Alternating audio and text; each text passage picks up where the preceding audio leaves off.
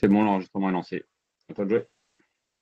Bonjour à tous et bienvenue à ce premier Security Live. Vous êtes nombreux encore à être connectés ce matin. Je suis Christopher Glemot, team leader data management et sécurité chez Monaco Digital. L'objectif de cet atelier est de vous parler sécurité et protection des données en faisant un focus sur les principes d'un environnement de sauvegarde sécurisé et secure by design. Il s'agit d'un sujet important et d'actualité par rapport aux différentes attaques qui se sont accentué notamment avec le Covid. En effet, l'actualité cybersécurité n'a jamais été aussi chargée avec la multiplication des cyberattaques impactant donc, les entreprises. Vous le savez, les hôpitaux de Rouen, de Villefranche et très récemment de Dax ont tous les trois été victimes de cyberattaques qui ont entraîné l'arrêt de ces hôpitaux, de ces cliniques et donc l'arrêt des activités. Et de manière générale, 32% des entreprises s'attendent à ce que ces cybermenaces frappent leur activité au cours de l'année. Et lorsque les périmétriques ont été atteintes, la sauvegarde est comme le dernier rempart de la sécurité, mais ce dernier doit respecter certaines bonnes pratiques. Et donc, pour évoquer ce sujet hyper intéressant, je suis accompagné de Christophe Marie, ingénieur système chez Exagrid. Donc, bonjour Christophe, merci pour ta présence. Est-ce que tu peux nous présenter Exagrid en quelques mots? Oui, bonjour Christopher, bonjour à tous. Alors Exagrid, c'est un constructeur indépendant de solutions de stockage de sauvegarde dédupliquées. Nous avons créé l'entreprise en 2002, développé le produit pendant 4 ans et mis le produit sur le marché en 2006, surtout sur le continent américain, et on s'exporte à l'international depuis 2016. Ok, merci. Je suis également accompagné de Stéphane Cardo, directeur avant-vente Europe chez Quantum. Bonjour Stéphane et merci d'être là. Pourrais-tu également nous présenter Quantum? Bonjour à tous, merci de nous inviter déjà. Donc on est vraiment d'une façon succincte, on est vraiment spécialisé dans la protection de la donnée au sens global, donc sauvegarde, mais surtout archivage longue durée de données type vraiment patrimoine. On va s'appuyer effectivement sur des solutions hardware, mais d'un point de vue stockage primaire, d'un point de vue stockage secondaire, mais également de logiciels qui, eux, vont être capables d'indexer et de gérer la donnée tout au long du vie de sa donnée. Pardon. Dans ce cas-là, je vous présenterai par la suite effectivement un slide qui va récapituler ces deux groupes travail, la sauvegarde et l'archivage pour cette protection optimum contre toute attaque. Merci Stéphane. Donc, concernant l'agenda, nous vous proposons de commencer par une introduction relative au contexte sécurité, aux données, au panorama des menaces et aux principes d'une architecture secure by design. Dans un second temps, Christophe vous présentera les solutions Exagrid et notamment la fonctionnalité Retention Time Lock qui permet d'ajouter une couche de sécurité supplémentaire, notamment contre les ransomware. Enfin, Stéphane vous présentera les solutions Quantum au travers de la sauvegarde déconnectée du réseau et sur bande, de la fonctionnalité ActiveVault également. Veuillez noter que la présentation n'est pas orientée produit, mais solution par rapport à vos problématiques. Chaque système d'information est différent. Donc, n'hésitez pas à utiliser le chat pour poser vos questions. Nous essayerons d'y répondre pendant la présentation. Sinon, nous reviendrons dessus à la fin. Pour les personnes qui ne connaissent pas Monaco Digital, donc Monaco Digital Avant-Garde est une entreprise de services numériques connue à Monaco sous le nom Monaco Digital et connue en France sous le nom Avant-Garde. Notre concept est de mettre à la disposition des entreprises publiques et privées de Monaco et de France un bouquet complet d'expertise informatique, puis d'accompagner nos clients dans leur transformation numérique. Ce catalogue grandit et évolue en fonction des projets et des besoins de nos clients. Donc, voici quelques chiffres concernant l'entreprise. Monaco Digital aujourd'hui, c'est environ 210 collaborateurs, un chiffre d'affaires de 35 millions d'euros donc l'année dernière. 4 sites géographiques stratégiques, Monaco, Sophia Antipolis, Aix-Marseille et Paris, et plus de 850 clients. Donc nous rencontrons une forte croissance depuis 5 ans. Cette croissance nous a poussé à nous réorganiser en interne, notamment en créant des centres de services par domaine de compétences. Aujourd'hui, notre entité est composée de plusieurs centres de services, donc infrastructure et réseau, conseil et transformation digitale, cybersécurité, développement d'applications et infogérance. Concernant la team data management et sécurité que j'ai la chance de piloter, notre rôle est d'accompagner nos clients dans l'intégration de solutions de gouvernance et de protection de la donnée et de sécurité. Malgré la déferlante de cyberattaques ces derniers mois, la cybersécurité reste aux yeux des dirigeants un sujet qui est technique et lié à la DSI et non un sujet business. C'est un constat malheureux puisqu'il semble que les dirigeants s'en préoccupent une fois qu'il est trop tard. Pourtant, les entreprises devraient réorienter leur stratégie IT vers plus de sécurité afin de protéger leurs sauvegardes et leurs données commerciales qui sont critiques. L'absence d'une stratégie de gestion des données fiable et solide impacte durablement la confiance et la réputation d'une entreprise. Donc notre objectif est de faire un constat ou plutôt un état type cartographie de là où en est le client et de là où il veut aller, là où il veut placer le curseur sécurité plus exactement, puis de l'accompagner pour protéger son système d'information. L'importance des données a pris de l'ampleur dans tous les aspects de nos vies numériques. La volumétrie des données explose. Le besoin de solutions et services capables de garantir leur disponibilité a également augmenté. Dans cette nouvelle réalité où les données sont dispersées, garantir leur sécurité, intégrité et confidentialité devient à la fois beaucoup plus critique et difficile. Les responsables informatiques rencontrent des difficultés, notamment pour localiser et gouverner l'ensemble de leurs données, qu'elles soient structurées et non structurées. Sans un plan de gouvernance des données solide, il est complexe d'être proactif en cas d'attaque, de perte ou de vol des données. Aujourd'hui, il est primordial que ces données soient sécurisées et disponibles 24 heures sur 24 et 7 jours sur 7 pour les services, mais aussi pour les utilisateurs. Gardez à l'esprit que la protection des données est essentielle pour garantir la sécurité de votre patrimoine informationnel. Donc, 3 facteurs apparaissent à ce niveau: complexité des données, qualité des données, c'est-à-dire le rafraîchissement de la donnée, sa disponibilité, sa sécurité, etc. Et donc les risques, réglementation et obligations, perte ou vol de données, etc. Concernant la sécurité, les menaces évoluent et pèsent plus lourdement sur les entreprises, notamment à cause des menaces internes, des menaces externes, et notamment des attaques ransomware. Ensuite, la réglementation est un enjeu transverse qui impacte fortement la DSI. On parle de conformité RGPD, de PCI, etc. Le but est de répondre à ces exigences en étant agile et d'apporter les garanties nécessaires en termes de compliance et de sécurité. Les entreprises se transforment, nous constatons de nouveaux usages, les métiers sont de plus en plus impliqués et exploitent leurs données. L'IT est par conséquent impacté et fait partie de ce cycle de vie. Les questions qui se posent alors: quelles sont mes données stratégiques et vitales pour l'entreprise, autrement appelées les golden data, et comment je les protège? Les analyses de risque sont-elles ancrées dans vos process? L'objectif est de mettre en œuvre une gouvernance des données et un plan de sauvegarde efficace au travers d'une architecture de sauvegarde secure by design. Pour ce faire, nous partons des cas d'usage métiers et des besoins des différents métiers liés aux activités pour déterminer notamment les SLA. Puis nous challengeons notre architecture de sauvegarde en se positionnant à la place de l'attaquant afin de limiter, de réduire la surface d'attaque sur ce dernier rempart. Nous avons une approche par le risque. On ne peut plus faire sans les données, elles sont partout, infrastructures traditionnelles, cloud privé et cloud public. La protection des données et par conséquent la sauvegarde doivent ainsi répondre aux exigences de localisation des données. La résilience devient un enjeu. Et nous avons établi une réflexion qui repose sur 4 points afin d'accompagner nos clients, donc sécurité, data, conformité et cloud. Le but est de garantir la protection des données en posant ces questions. Mes données de production sont-elles protégées?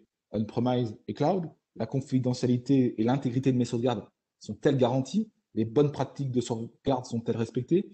Est-ce que j'effectue des tests de restauration régulièrement? Quid de la fréquence de tests de PRA? Les tests de PRA sont primordiaux afin de tester l'efficacité de votre PRA, d'identifier les points faibles et à améliorer, d'entraîner les équipes et services et surtout de créer des automatismes. Car plus on s'entraîne, plus on sera efficace le jour où on sera confronté à un désastre.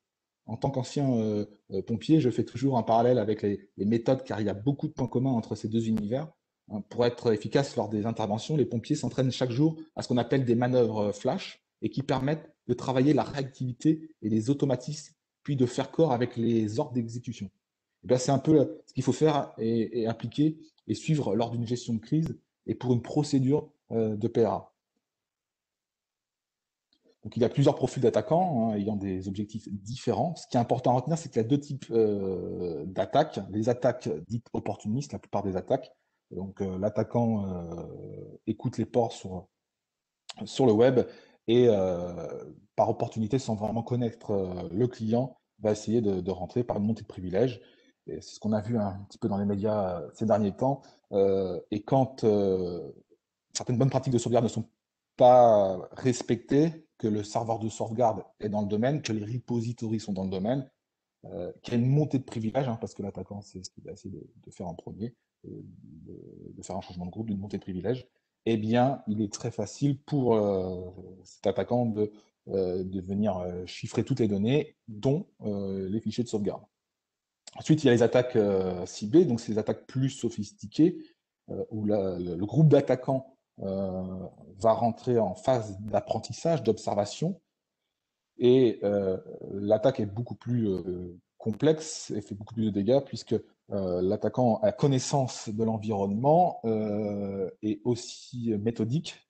Leur objectif sur la partie sauvegarde est soit de baisser les points de rétention, de se connecter sur le logiciel de sauvegarde, de baisser les points de rétention pour que ce soit transparent.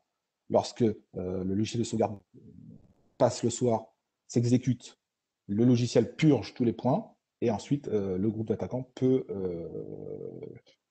exécuter son plan d'action, donc c'est-à-dire lancer son attaque et donc les ransomware. On parle de l'attaque ransomware, mais il faut plutôt parler d'attaque opportuniste et ciblée, dont l'outil d'attaque est le ransomware pour les attaquants. Si destruction des attaques, par exemple, on a déjà vu des entreprises où les sauvegardes ont été effacées. Il faut savoir que l'entreprise a un réflexe de formater l'environnement, de réinstaller l'environnement de sauvegarde, ce dernier rempart, mais garde à l'idée que si ça vous arrive, vous pouvez, s'il y a destruction des sauvegardes, donc suppression, vous pouvez garder vos données et appeler des entreprises spécialisées qui vont pouvoir essayer de récupérer ces données. Donc, je pense à une société qui s'appelle Ricoveo, qui est spécialisée là-dedans. Donc, si les données sur le RAID ont été supprimées, ce genre d'entreprise peut récupérer les données.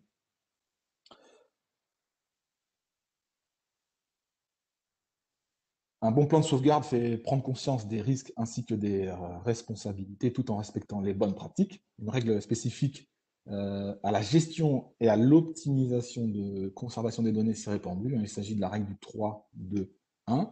Elle signifie que vous devez toujours disposer de 3 copies de vos données sauvegardées sur 2 supports différents, dont l'une externalisée, subsistant au cloud.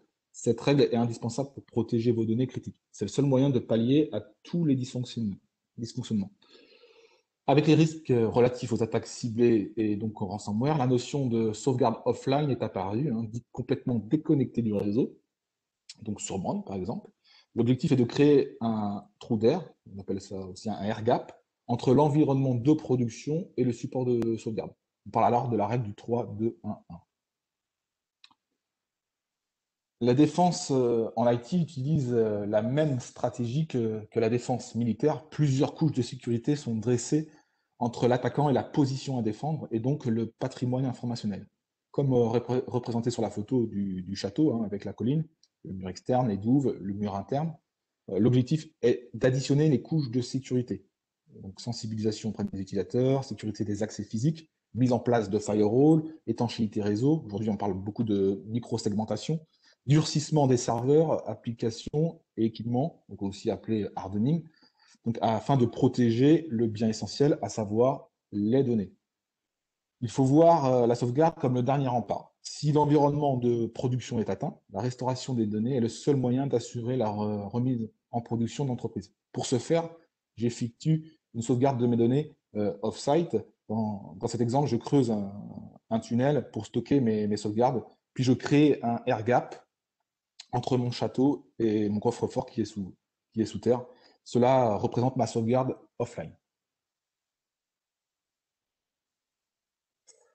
La plateforme que vous voyez à l'écran représente notre vision de la sécurisation d'un système d'information avec un niveau de maturité qui est certes élevé. Vous noterez que nous avons ajouté la brique sauvegarde et disaster recovery au sein de cette plateforme, car comme vous le savez, il s'agit d'un maillon fondamental et stratégique pour une entreprise.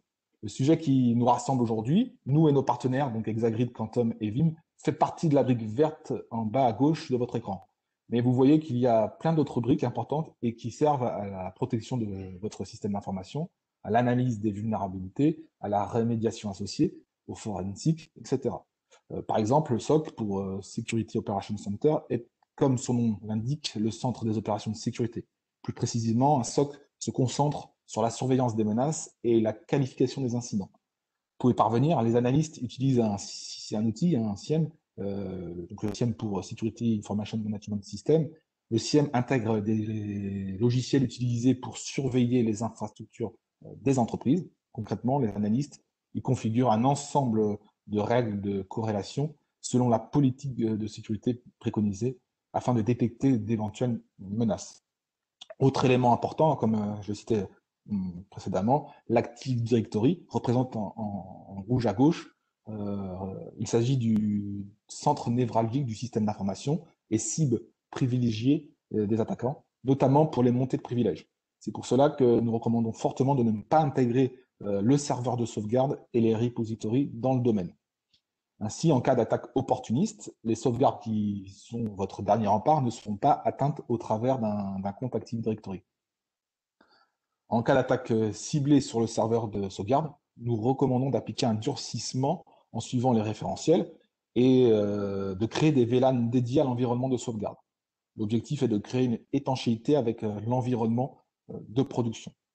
Pour revenir sur l'Active Directory, nous recommandons fortement aux entreprises de se doter d'un système de surveillance et d'alerting en temps réel de l'AD afin justement d'identifier rapidement les montées de privilèges, les changements de groupe, les actions sur les comptes admin du domaine, etc. Il n'y a pas que les solutions techniques à prendre en compte, il y a également l'aspect social, c'est-à-dire faire de la sensibilisation auprès des salariés, car l'humain constitue encore aujourd'hui la porte d'entrée la plus courante des attaques, et les biais cognitifs sont appréciés des attaquants. Puis, il y a les conseils liés à la mise en œuvre du règlement général sur la protection des données, car une attaque peut provoquer une fuite des données à caractère personnel, hein, et on sait que sur le dark web, notamment les données de sécurité sociale françaises, toutes ces données liées en général à la France, valent de l'argent. Enfin, concernant la sécurité avec le board, le défi est de quitter un peu la posture d'expertise qu'on a toujours eue. Hein. Moi, je suis un ingénieur technique à la base, pour essayer d'avoir l'attention, le support et d'essayer d'avoir le même type de langage que le management des organisations qui, lui, aussi commence à comprendre qu'il y a un véritable enjeu et qu'au-delà de ça, que ça peut devenir quelque chose pour lequel ils seront personnellement responsables. Et quand vous avez ce phénomène, quand vous avez ce phénomène-là, hein, les gens se sentent beaucoup plus concernés qu'avant. Et aussi, ce n'est pas facile non plus, car souvent cette discussion a lieu après, malheureusement, après les incidents. Voilà un petit peu, c'était pour vous présenter ce schéma relatif à la plateforme de sécurisation dans le système d'information. Et pour conclure là-dessus, c'est que la partie sauvegarde fait partie de la sécurisation d'un SI, c'est un élément très important. Donc, je laisse la main à Christophe pour initier sa présentation. Merci Christopher. Donc, comme je l'ai présenté tout à l'heure, Exagrid, nous sommes un constructeur indépendant de solutions de stockage pour les sauvegardes. Nous sommes agnostiques, nous pouvons travailler avec n'importe quel type d'outils de sauvegarde, notamment Vim, comme par exemple l'a expliqué Christopher, ou alors du Veritas, du Zerto, pas mal de solutions de sauvegarde. Slide suivant, s'il te plaît. Alors, lorsque les clients réfléchissent à faire l'acquisition d'une solution de stockage de sauvegarde, qu'est-ce qu'ils vont regarder? Bien, le but est d'avoir tout d'abord la déduplication de façon à pouvoir stocker un maximum d'informations sur un minimum d'espace disque, mais aussi d'utiliser cette déduplication de façon à pouvoir répliquer la donnée vers un second site, notamment pour se prévenir des incidents. Le but étant que grâce à la déduplication, on va pouvoir utiliser une bande passante limitée, hein, ce qui est souvent le cas puisque les liens intersites sont bien souvent coûteux. De ce principe-là, notre solution Exagrid va, par rapport à la compétition et à la concurrence qu'on retrouvera sur le marché, effectuer beaucoup les mêmes opérations. C'est-à-dire qu'on va avoir à peu près les mêmes performances, on sera un petit peu mieux à certains endroits, un petit peu moins bien à d'autres, mais grosso modo, on sera à l'identique. Par contre, on va avoir 3 points essentiels sur notre solution qui vont nous permettre de se démarquer du marché.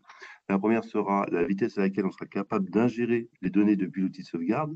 Le deuxième sera la vitesse à laquelle on va être capable de restaurer très rapidement les données, mais aussi permettre le redémarrage de certaines machines virtuelles en cas de nécessité extrême depuis notre solution, notamment par exemple un contrôleur de main ou bien un server Exchange pour relancer un minimum d'activité.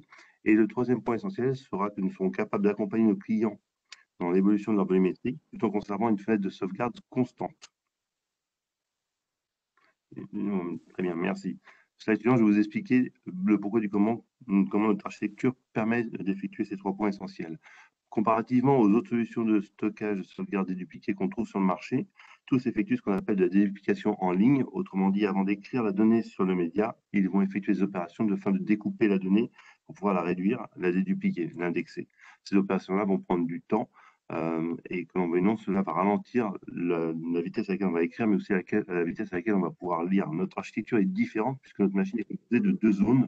Une zone principale qu'on appelle la landing zone sur laquelle la donnée issue directement d'outils de sauvegarde va venir s'écrire en version brute et natif. Autrement dit, aucun traitement de la donnée sera effectué sur le flux de la sauvegarde et on va pouvoir écrire très rapidement la donnée. Sur notre landing zone, on va conserver une semaine de données de façon à permettre à nos utilisateurs, nos clients, de restaurer la donnée en cours sur la semaine de façon très rapide.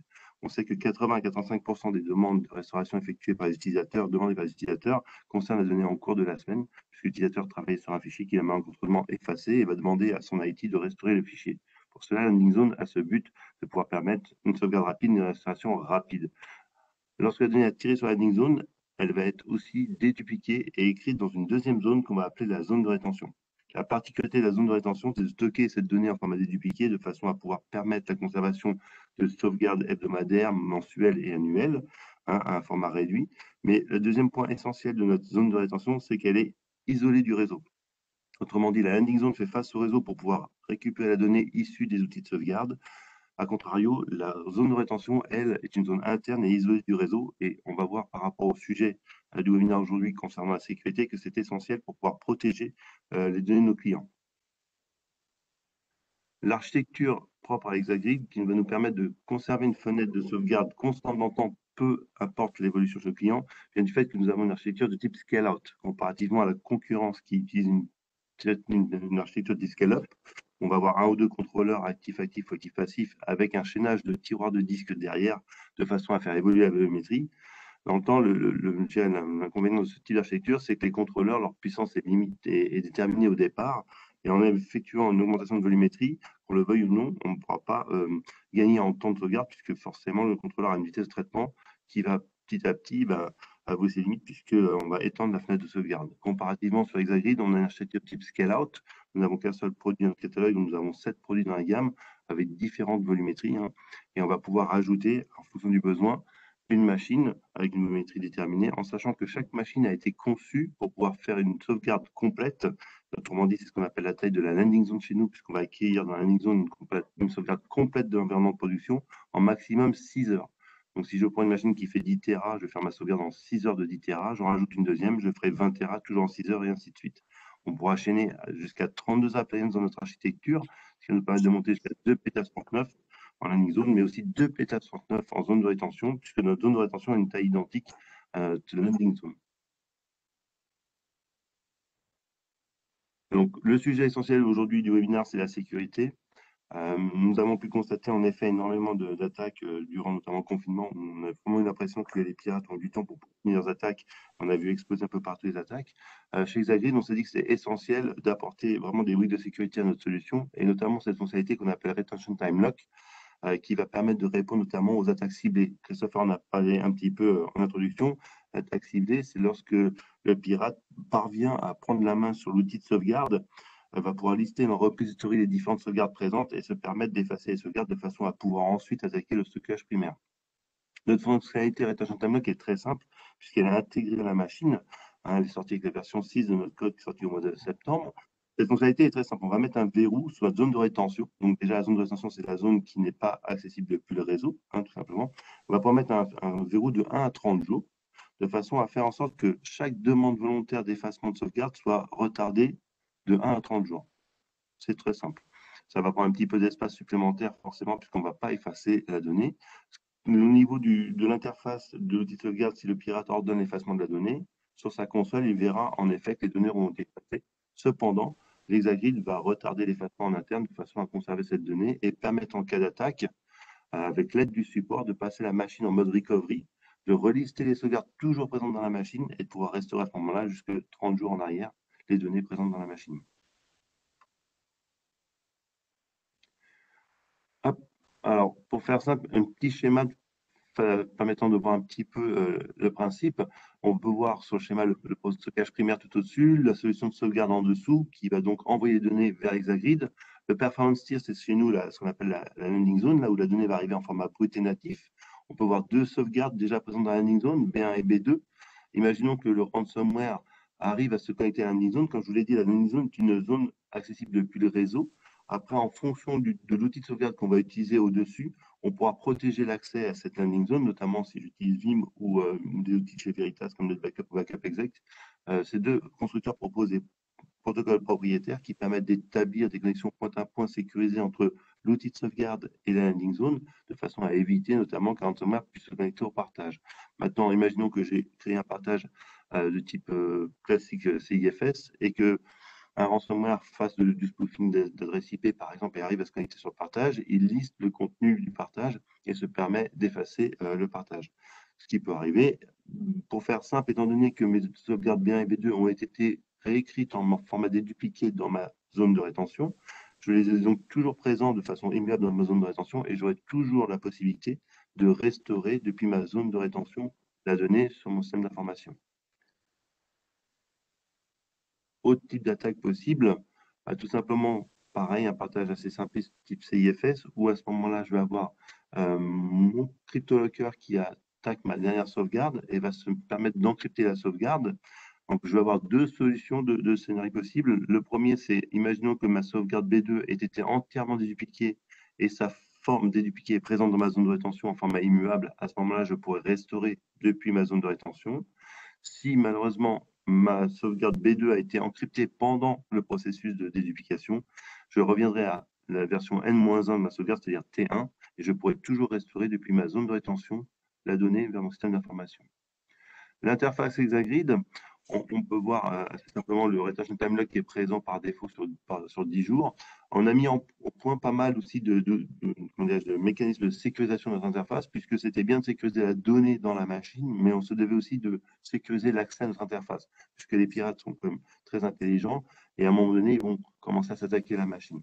Donc on a mis au point une petite liste de sécurité qu'on appelle la security checklist, avec 7 points essentiels, et nous conseillons à tous nos clients d'avoir tous les voyants ouverts. On peut voir là sur l'interface, c'est une capture que j'ai fait mon environnement de démo où pas mal de points sont en rouge. Donc si je clique sur la partie Security Checklist, je vais voir apparaître une liste d'éléments qu'on va vraiment fortement conseiller à nos clients de sécuriser. Le premier point, c'est de mettre en place la retention time lock pour prévenir contre les attaques ciblées sur, par exemple, 10 jours, ce qui a déjà été fait, mais aussi bloquer les accès en route SSH vers la machine. Les pirates sont vraiment rodés aux commandes en ligne, donc le but, c'est de leur empêcher de se connecter sur la machine en route.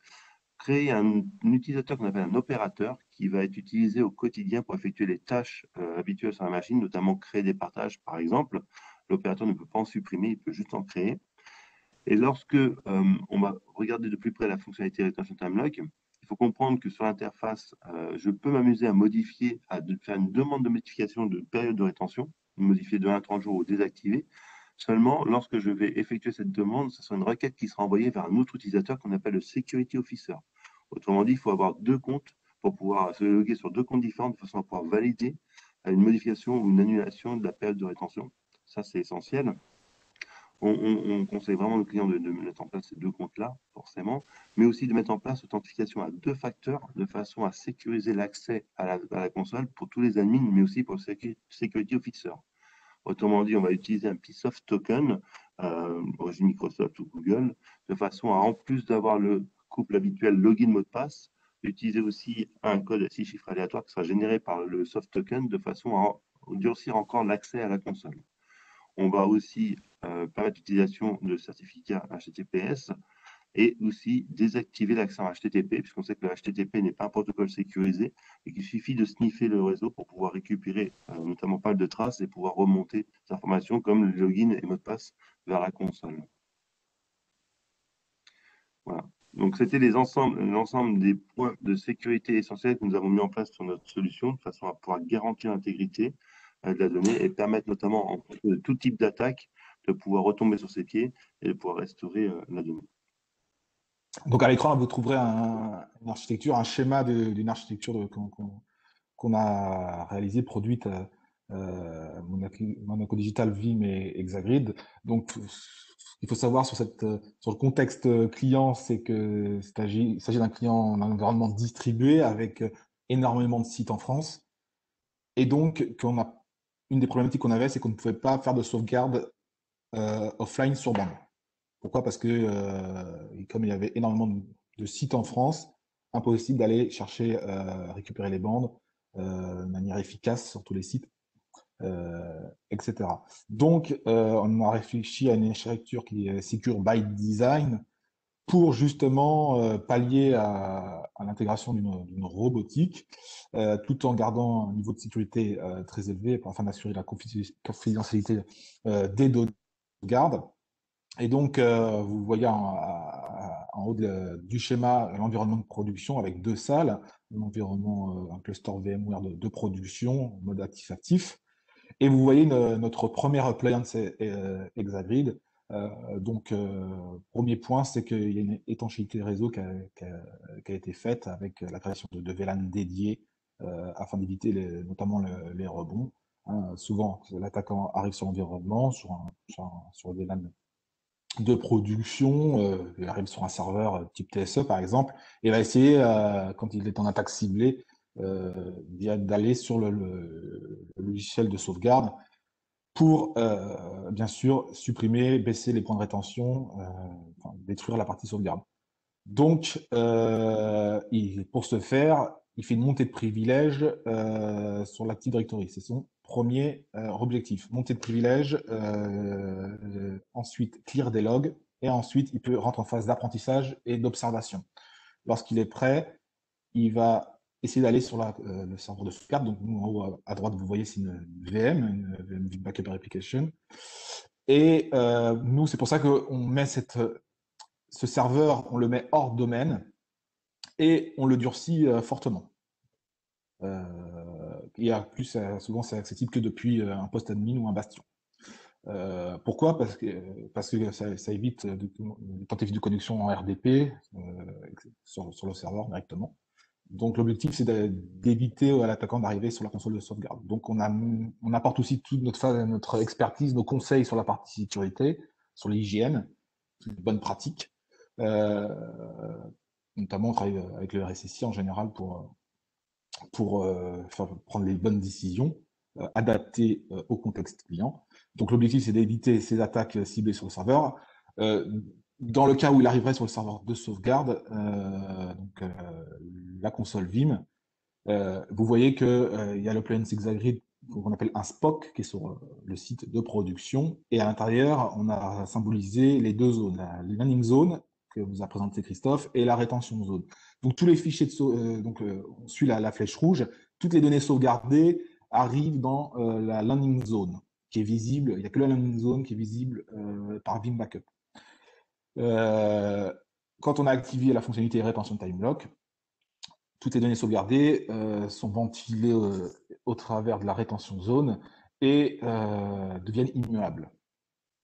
Donc, ce qui permet de protéger des attaques opportunistes et des attaques ciblées sur le serveur de sauvegarde. Si l'attaquant ensuite a pour objectif d'attaquer l'interface d'administration de la première robotique qui se trouve dans la salle, de la première appliance qui se trouve dans la salle 1, eh bien, Christophe vous l'a présenté, il y a une double authentification sur l'interface d'administration. Donc déjà, ça amène un premier niveau de sécurité. Faut savoir que Christophe n'a pas parlé, mais dans l'appliance Exagrid, le data mover, il y a un data mover Vim qui est intégré directement dans l'appliance. Et ça, c'est quelque chose d'important parce que ça augmente les performances déjà de sauvegarde parce que ça décharge le proxy Vim de ces opérations, notamment pour les foules synthétiques. Mais ça aussi ajoute un niveau de sécurité puisque le logiciel Vim ne discute que sur un port entre lui-même le logiciel et le data mover qui est dans l'appliance. Donc l'appliance est invisible au niveau réseau. Ensuite, donc, si l'attaquant arriverait sur l'interface d'administration, vous voyez de la première appliance, vous voyez qu'il y a une copie qui est exécutée sur un site distant, sur ce qu'on voit en bas à gauche, le data center, et vers une seconde appliance qui est centralisée, qu'on appelle dans le jargon Exagrid un hub. Ce qui est important, à retenir, c'est que le SPOC n'a pas de vision sur le hub. Donc, s'il y a une attaque ciblée sur le SPOC, eh bien, l'attaquant ne pourra pas détruire les données qui se trouvent sur la seconde appliance située sur le DC. Autre point important, c'est que la copie des données est faite vers un mécanisme non VIM, mais Exagrid dans ce cas-là, et donc apporte des mécanismes de sécurité supplémentaires. Ce qui est important à retenir aussi, c'est que en sécurité, l'objectif, c'est d'additionner les couches de sécurité. Plus on a des couches de sécurité additionnées, plus on aura des possibilités de restauration. Donc, quand vous avez des snapshots matériels de baies de stockage de prod, ça vous offre une possibilité de restauration supplémentaire. Des snapshots, de la sauvegarde, de l'archivage, de l'externalisation. Dans le cas ici, vous voyez qu'il y a aussi un PRA en bas à droite avec de la réplication asynchrone côté VIM, donc des VMware qui sont répliqués dans le même format VMware sur un environnement de secours. Donc ça vous offre une possibilité de récupération des données supplémentaires parce que cryptoloquer un volume type Windows, etc., c'est faisable. Cryptoloquer un datastore VMware, c'est plus difficile. Attention, c'est arrivé récemment, on a vu des KB à ce sujet, mais c'est plus difficile. Donc en fait, ce qui est important à retenir, c'est d'avoir plusieurs possibilités de restauration en cas d'attaque. Voilà, donc vous voyez aussi la partie étanchéité réseau avec des VLAN dédiés, donc le VLAN Alpha qui est pour la partie sauvegarde, un VLAN Bravo qui est dédié à la partie copie entre les deux appliances, un VLAN Charlie qui est dédié uniquement à la partie VMware, donc les OSX, le vCenter, les proxys, puisqu'on a besoin de discuter en 443 avec le vCenter, en 902 avec les OSX. Donc ça c'est une bonne pratique d'avoir un VLAN dédié pour la partie VMware. Voilà pour cette partie. Donc voilà, pour résumer, serveur Vim hors domaine est durci en suivant des référentiels, RDP désactivé, chiffrement des sauvegardes, bonne pratique entre les règles avec le 3, 2, 1, 1. Voilà, l'objectif c'est vraiment d'additionner les couches de sécurité. Christophe, je ne sais pas si tu voulais rajouter quelque chose sur cette partie. Non, très bien, Christopher, tu as vraiment fait le tour. C'est vrai que j'ai pas assez de temps sur la partie Vim Data c'est spécifique à Vim, mais c'est vrai, ça permet de sécuriser vraiment. J'en ai parlé un petit peu, les échanges entre l'outil de sauvegarde et la landing zone avec les Exagrid. Voilà, donc lorsqu'on a mis en place tous ces éléments de sécurité, on se prémunit vraiment contre tout type d'attaque. Et voilà. C'est pour ça qu'on a la sauvegarde de bout en bout qui est gérée de cette façon-là. On est vraiment tranquille. Super. Donc, je laisse maintenant la main à Stéphane. Merci pour la présentation. Slide suivant. Merci. Très simplement, avant de parler tout de suite produit, ou au moins sur la partie, ce qui nous intéresse, bande, ou faire la partie air gap, c'était juste de redire aujourd'hui, quand on est en partenariat sur un dossier, on va déjà comprendre quelle est la nature des données et quel est le métier du client, parce que chaque métier va avoir une typologie différente. Et là, on va peut-être devoir pas forcément mettre en adéquation une sauvegarde de type classique. Donc, au sein de Quantum, on a deux types de familles de produits. Le stockage primaire avec des présentations NAS, LUN, iSCSI, peu importe, qui vont être automatiquement autoprotégés. Ça s'adresse sur des verticaux très spécifiques dans le domaine potentiellement militaire, R&D, voitures autonomes, monde satellitaire, où là, la donnée est complètement, on va dire, ingérée directement et automatiquement autoprotégée vers du cloud et de la bande. Ça, c'est la partie StorNext et ATFS qui vont aussi avoir une intelligence pour indexer la donnée par rapport à la typologie, son extension, qui l'a créée, qui l'a envoyée, et placer la donnée au bon endroit, NVMe, disque mécanique, cloud, bande, peu importe, pour réduire le coût de la rétention parce qu'on est sur des secteurs d'activité avec des rétentions ad vitam aeternam.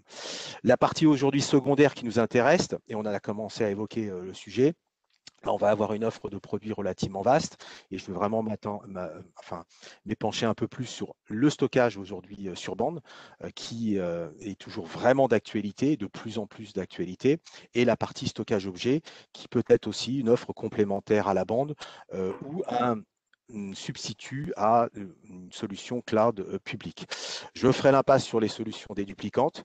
De toute façon, on vous a présenté ce qu'est capable de faire Exagrid. Et puis, on a différents use cases bien spécifiques dans le domaine de la vidéosurveillance, dans du stockage embarqué, dans des sous-marins, des avions, dans des bateaux pour capturer toutes ces données IoT.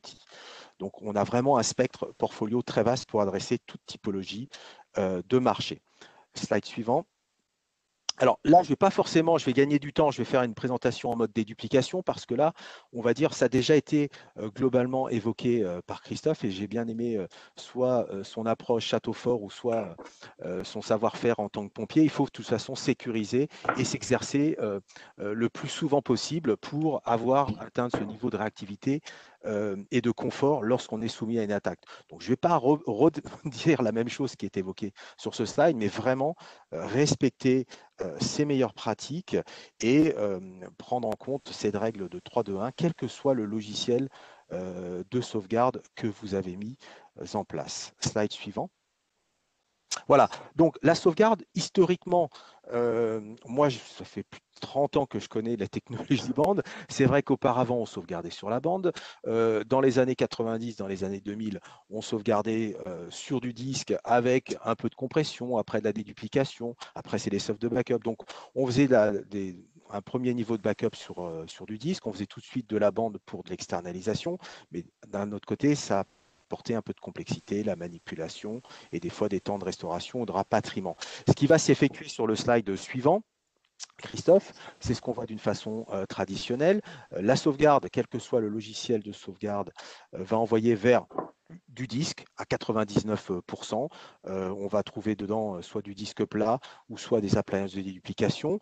Comme l'a évoqué mon confrère, la déduplication va vous permettre de répliquer ces données vers un deuxième site pour faire un PRA, mais bien évidemment, dans la règle du 3-2-1, il faut un deuxième support complètement différent, parce qu'on imagine que vous avez 2 baies de disque, si vous les mettez à jour avec le même nouveau microcode, s'il y a un bug, les deux sont impactés. Donc là aussi, il y a des bonnes pratiques lorsque vous mettez à jour vos environnements et avec un seul et même vendeur de solutions. Donc, c'est de faire une deuxième copie, moins fréquent qu'auparavant, vous la faites d'une façon hebdomadaire ou même uniquement mensuelle vers une technologie bande et vers une technologie cloud, ou les deux combinés à la fois. La bande, pourquoi ? Parce que on va réduire la partie coût, mais on va le voir aujourd'hui, on a des mécanismes qui permettent de garder la bande sur site tout en on va dire, coupant la visibilité de la donnée par rapport à Vim. Et je crois que c'est sur le slide suivant, c'est qu'aujourd'hui, la bande, il faut pouvoir y accéder. Donc déjà, ce qu'on a mis en place dans les interfaces, comme la plupart des constructeurs, il faut une double authentification. Comme l'a évoqué mon confrère, il faut passer effectivement après avec son téléphone, on va recevoir un code, on rentre le code. Donc on a vraiment une double authentification pour sécuriser déjà l'accessibilité à la librairie de bande. La partition en vert sur ce slide est visible par Vim. C'est là où je vais faire mes sauvegardes ou mes duplications hebdo, mensuel. Après, l'applicatif va faire un vaulting, il va dire éjecte les cartouches du robot. Mais en réalité, ce qui va se passer, c'est que les cartouches vont être déplacées dans des slots qui sont non licenciés. Donc, le tout, c'est effectivement de toujours maintenir la solution à plus bas coût possible. Donc, on peut avoir peut-être que quelques slots qui sont dits actifs, où le logiciel y a accès, et puis des slots qui vont être mis complètement offline. Et là, Vim perd complètement la visibilité. Pour lui, les cartouches sont complètement externalisées à l'extérieur en réalité, elles sont dans la librairie. Le seul moyen de les récupérer, bien, c'est évidemment la récupération par l'interface web, donc double authentification. Donc, on parlait tout à l'heure de rempart, de fossé, c'est vraiment ces air gaps pour accéder à l'interface, puis après déplacer ces cartouches dans une partition pour que l'utilisateur puisse accéder aux données. Et on parlait d'attaque, bien souvent l'attaque vient de l'extérieur, mais malheureusement on a vu aussi des attaques qui venaient de l'intérieur où des gens prenaient la main au sein même de la société pour faire un RM de toutes les sauvegardes. Donc il faut vraiment, on va dire, blinder cet aspect sécurité. Donc ça, c'est une première réponse. La deuxième réponse sur la bande, si on est vraiment parano, c'est on peut bien évidemment utiliser des supports type spécifique cartouche Worm, Write Once, Read Many, qui permettent vraiment de protéger la donnée au mieux, voire on va chiffrer les bandes via du logiciel de chiffrement que l'on fournit ou alors fourni par des applications tierces où là, la librairie va récupérer les clés pour ne serait-ce qu'écrire et lire sur les cartouches. Donc là, on a vraiment le niveau le plus élevé pour sécuriser l'information sur les bandes. Et aujourd'hui, bon nombre de clients, que ce soit dans le domaine médical, R&D ou surtout les grosses GAFA, quand je parle GAFA, on fournit aujourd'hui les plus gros data centers en exabytes de données, utilisent la bande 1 pour réduire le coût global on va dire, de cette zone très très froide, mais aussi de façon à sécuriser au mieux l'information de ces milliards de clients.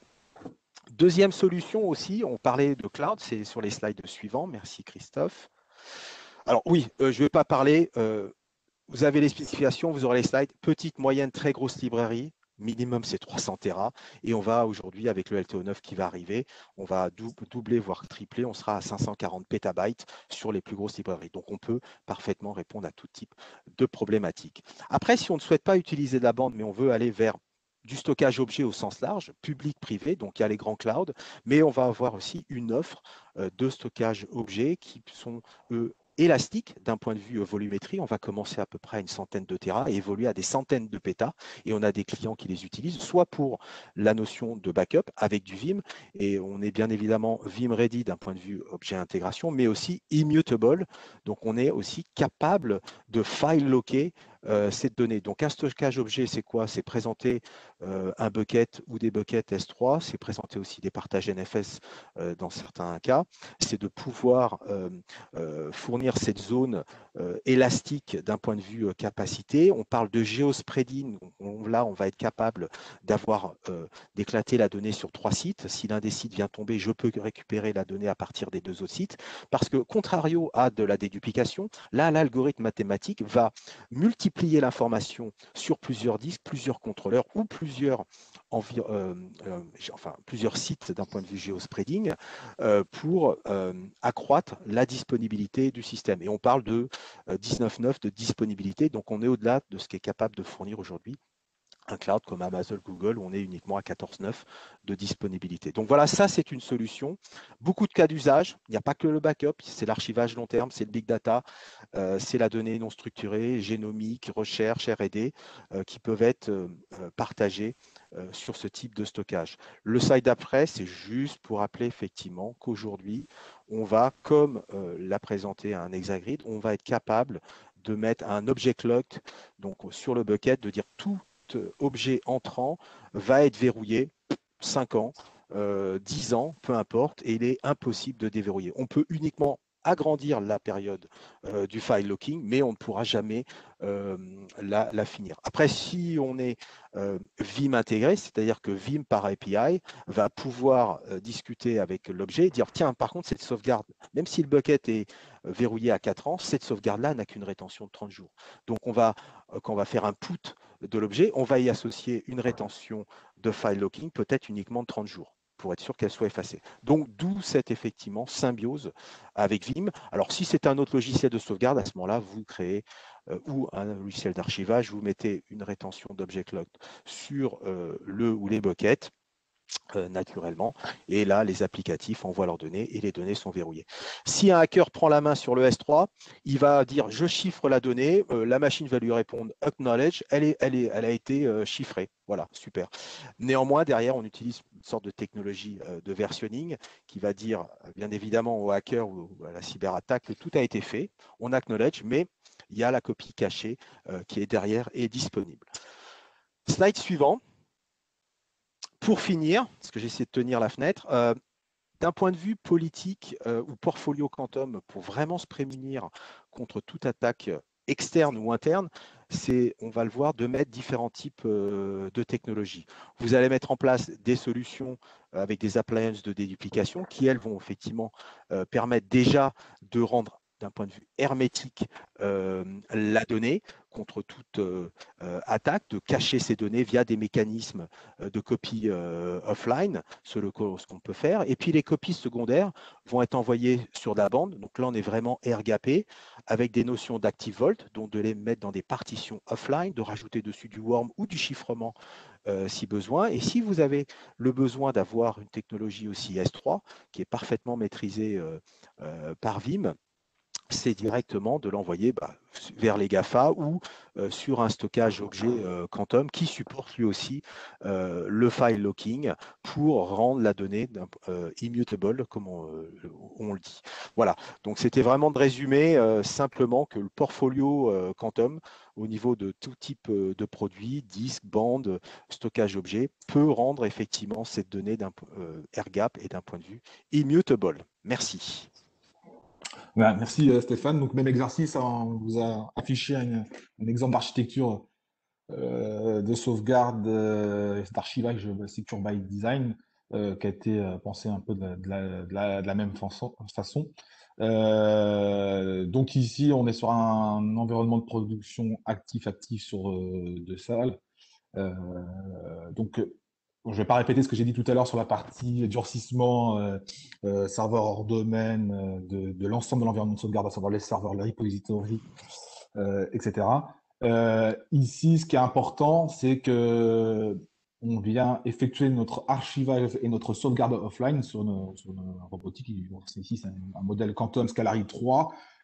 Donc, c'est même avec une extension. Hein, parce qu'on peut monter sur ce modèle qu'on a mis ici en place. On a 6 drives. 6 drives L8, donc ça veut dire qu'on a 6 moteurs qui peuvent tourner en parallèle, sachant qu'on a des performances terrain par drive en général de 275 MB par seconde. Donc, vous pouvez faire l'exercice par rapport à votre volumétrie, envoyer sur bande de combien il vous faut de drive et de slots pour insérer une robotique de ce type-là. Donc, bien sûr, on a aussi cette partie ActiveVault présentée par Stéphane qui est très intéressante. Dans le cas ici, le client ne pouvait pas sortir les bandes une fois par semaine. Il avait dans l'idée de le sortir une fois par mois. Donc, l'idée ici, c'est de conserver dans ce slot de protection et invisible uniquement par la robotique les bandes sur 3 semaines, un mois, et ensuite de les retirer, de les ventiler dans un coffre sécurisé et inifugé une fois par mois. Donc, le temps que ces bandes sont présentes dans la robotique et dans cette partie invisible, la fonctionnalité effectivement ActiveVault est mise en place, ce qui permet de rendre invisibles les bandes par le logiciel de sauvegarde, à savoir le serveur de backup et réplication. Uniquement la robotique a la visibilité sur cette zone invisible. C'est pour ça qu'on positionne l'interface d'administration de la robotique dans un VLAN dédié, donc le VLAN alpha que vous voyez à l'écran, et qu'on va apporter une supervision spécifique à cette interface-là. Donc, comme l'a dit Stéphane, il y a la double authentification qui permet d'ajouter vraiment une couche de sécurité supplémentaire. Mais il faut savoir qu'on a même des clients qui décident de débrancher, de déconnecter cette interface d'administration, puisque en fait, la robotique est elle-même gérée directement par le serveur de sauvegarde. Donc, décide de déconnecter cette interface d'administration quand ils n'ont pas d'utilité. Donc tout ça, c'est des points qui sont en général évoqués et traités avec le RSSI, mais il faut savoir qu'il y a beaucoup de possibilités. Autre point important qu'on peut évoquer sur cet environnement-là, c'est que l'environnement de sauvegarde est administrable depuis un poste admin, un bastion, ce poste-là a aussi une double authentification. Donc, il y a une matrice des flux qui est appliquée sur l'ensemble de l'environnement. Le niveau de sécurité est quand même assez élevé. Et point important que nous, on propose chez Monaco Digital, c'est que on propose aujourd'hui d'aller plus loin dans la sécurité quand l'entreprise, le client arrive à un niveau de maturité assez élevé, comme vous pouvez voir à l'écran. Il peut aller encore plus loin. Par exemple, vous pouvez anonymiser l'environnement de sauvegarde, c'est-à-dire la convention de nommage. Vous rendez invisible, ininterprétable toutes vos équipements de sauvegarde. Par exemple, votre serveur de sauvegarde, votre serveur vide, vous ne l'appelez pas SRV vim ni SRV backup. Vous le rendez invisible avec des noms qui ne sont pas, on va dire, interprétables par l'attaquant. Et vous faites la même chose pour les comptes de service. Et si vous disposez de solutions d'alerting en temps réel, je pense par exemple à Varonis, Nedrix, ce genre de solutions, eh bien, vous allez pouvoir venir faire interagir sur la partie sécurité, votre partie environnement de sauvegarde et votre partie gouvernance et alerting en temps réel. Je m'explique. L'objectif ici, c'est de créer des honeypots, des leurres, pour faire croire à l'attaquant quelque chose qui pense être. Et sur la partie sauvegarde, lui, ce qu'il va essayer de faire, c'est de récupérer le compte de sauvegarde. Parce que souvent, quand on passe dans une entreprise, le compte de sauvegarde, il a beaucoup de privilèges. Donc lui, il va essayer de travailler sur ce compte-là. L'objectif, c'est donc de créer un faux compte de service. Vous pouvez appeler SDC vim, SDC backup, comme vous voulez, et de monitorer en temps réel ce compte-là, qui n'est pas utilisé, via votre solution d'alerting en temps réel, par exemple avec Varonis ou Nedrix, et d'envoyer ces alertes-là, qui sont envoyées en temps réel, au DSI, au RSSI. Et donc, ça permet à ces personnes-là de voir qu'il y a une activité sur le compte, une tentative d'activité sur le compte, et donc d'être alerté. Et ça veut dire que potentiellement, il y aurait quelqu'un de disponible sur le système d'information, inséré sur le système d'information. Donc voilà, ça c'est vraiment des niveaux plus avancés. Aujourd'hui, nous, on est capable d'aller sur ce secteur. C'est très intéressant. Donc voilà, c'est la phase suivante, le honeypot. Donc Stéphane, je ne sais pas si tu voulais commenter un petit peu ce schéma. Non, le schéma est parfait et je vous remercie pour l'invitation parce que vous résumez parfaitement votre savoir-faire avec surtout ces 4 briques qui sont essentielles, comme tu l'as soulevé, les bonnes questions à se poser au niveau de la sécurité, du cloud, de la donnée en elle-même et surtout la partie conformité sur certains environnements. Donc, j'ai rien à dire. Vous êtes un partenaire idéal pour se charger de la sécu. Voilà. Donc pour conclure ce premier Security Live, faut savoir que nous avons une offre intégrée de conseils et de services pour la protection des données, la gestion de la donnée, la sécurité. Et donc nous vous faisons bénéficier de notre vision stratégique à 360 degrés pour vous accompagner dans votre mise en conformité et sécurité. Donc c'est quelque chose d'important chez nous de respecter les best practices éditeurs. On parle des règles de l'art, on est sur la partie technique et sur la partie conseil sécurité, c'est deux choses qu'on vient ajouter sur nos projets d'intégration, nos projets d'accompagnement. Donc pour conclure, déjà je remercie nos invités, à savoir Stéphane pour Quantum, Christophe pour Exagrid et Thomas pour Vim d'avoir participé à cet événement. Avant de voir les questions, juste pour vous introduire le prochain Security Live qui aura lieu début avril et qui sera sur le thème avec Egeri. Donc on vous enverra les invitations pour cet événement-là. Ensuite, on va animer un événement avec la communauté Microsoft AMS sur le nouveau Vim Backup for Office 365 version 5 et avec un focus sur la restauration granulaire de Teams. Et si vous avez des questions, vous avez mes coordonnées à l'écran. N'hésitez pas à me contacter moi ou vos commerciaux respectifs sur les agences à Paris, à Aix-Marseille, à Sophia Antipolis et à Monaco. Alors les questions, est-ce qu'on a des questions? Moi, je ne les vois pas à l'écran. Moi, j'en vois une seule, Christopher. Parce que beaucoup ont écrit en fait directement à moi en tant qu'hôte. Alors, c'est un peu technique. Est-il possible de sécuriser, donc wormer les sauvegardes sur bande sur un Quantum Scalar i3 LT08 via Vim? Alors, wormer, non, le terme worm, globalement, je vais faire simple. Il faut utiliser un support spécifique, que vous ayez Vim ou autre, peu importe, non. La réponse est non avec Vim. Il faut juste mettre une cartouche spécifique, donc du consommable. C'est des cartouches worm, vous les mettez dans la librairie et elles deviennent write once, read many, ni plus ni moins, quoi. Donc non, vous n'allez pas pouvoir après les recycler parce qu'une fois écrit, elle est consommée, je ne récupère pas l'espace. Donc c'est juste le worm est vraiment inconsommable. D'autres sur le marché peuvent faire du worm mais sur disque d'un point de vue software, mais c'est des sortes de retention lock comme Exagrid ou Quantum le font sur des solutions en disque. Mais sur la bande, il faut inconsommable. C'était la seule question. Il y a eu une suggestion aussi qui était d'un pointeur pour suivre les schémas. Ça aurait été peut-être Oui, plus facile. ouais, c'est vrai. Mais C'est sinon, vrai il n'y a pas que d'autres c'est questions. avancé. Ok. C'est tous très clair. Bon, si vous avez des questions, vous pouvez nous contacter, moi ou mes amis de Quantum et Exagrid. On vous répondra. Et de toute façon, on vous transmettra l'enregistrement de la session et les présentations. Donc, s'il n'y a plus de questions, je vous souhaite à tous une bonne journée. Je laisse aussi Christophe et Stéphane dire un petit mot de fin. Je vous souhaite juste une très belle semaine, tout simplement, et qu'on puisse rapidement tous sortir les uns et les autres pour se rencontrer. Il y a une autre question, Christopher, qui vient de tomber.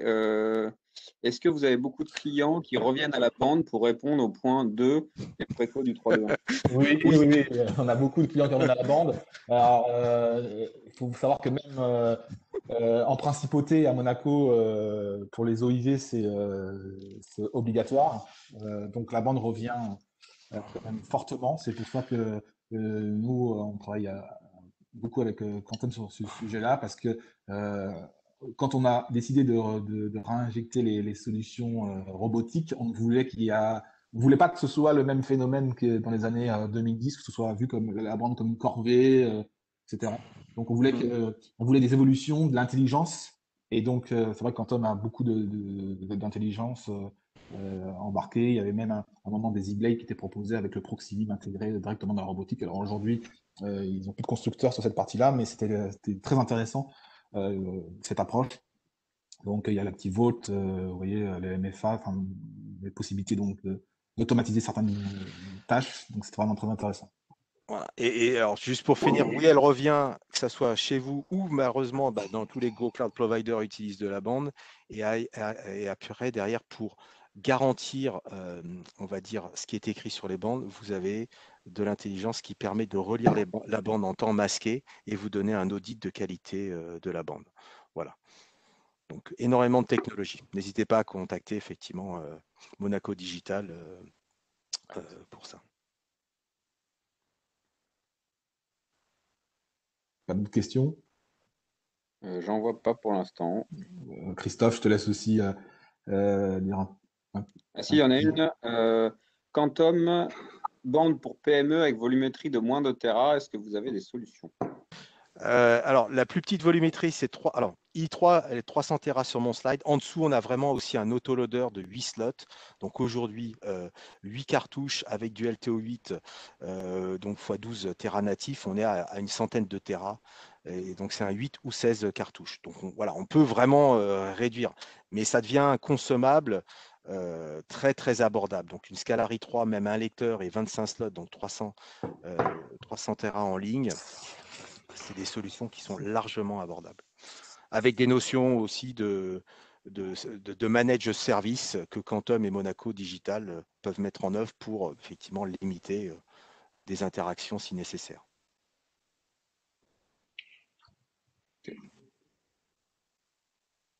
Il n'y en a pas d'autres. Christophe, est-ce que tu veux... Oui, je voulais d'abord vous remercier pour l'organisation de cet événement. Ensuite, en effet, n'hésitez pas à venir vers Christopher ou vers moi-même. Vous avez mes coordonnées dans ma présentation. Si vous avez des questions sur notre solution, il n'y a aucun problème. Je vous remercie. Je vous souhaite une bonne semaine à tous. Merci à tous et bonne journée.